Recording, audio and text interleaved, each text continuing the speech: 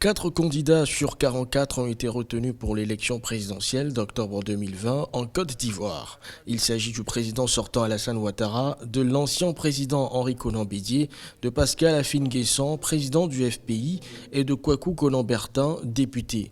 Les grands absents de cette liste définitive fournie par le Conseil constitutionnel sont sans surprise l'ex-président de la République Laurent Gbagbo et l'ex-président de l'Assemblée nationale Guillaume Soro. Considérant ainsi que le dossier de candidature de M. Soro Kibafori Guillaume n'est pas conforme aux dispositions de l'article 48 du Code électoral qui subordonne la validité de la candidature à la présidence de la République à la qualité d'électeur, laquelle résulte de l'inscription sur la liste électorale.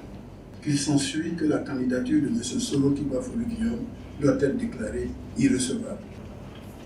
Considérant ainsi que le dossier de candidature de M. Gbagbo Laurent n'est pas conforme aux dispositions des articles 48, 50 et 51 du Code électoral et doit, en conséquence, être déclaré irrecevable. La candidature du président Alassane Ouattara a donc bien été retenue aux grandes dames de plusieurs opposants ivoiriens.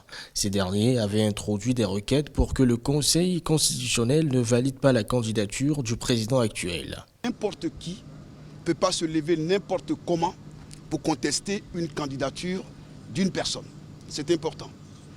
Parce qu'on a tendance à croire qu'il suffit d'aller manifester une intention de candidature à la CEI et que de ce seul fait, on serait fondé à contester la candidature d'une personne.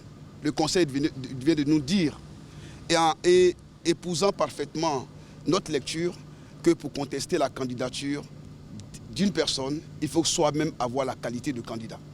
Donc vous avez vu noter que les candidatures de Guillaume Soro et autres, du moins les requêtes de Guillaume Soro et autres, ont été rejetées.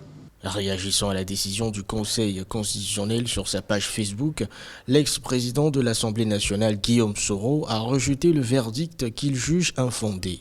Selon lui, cette décision est politiquement motivée et s'inscrit dans une logique d'anéantissement de la démocratie et de l'état de droit.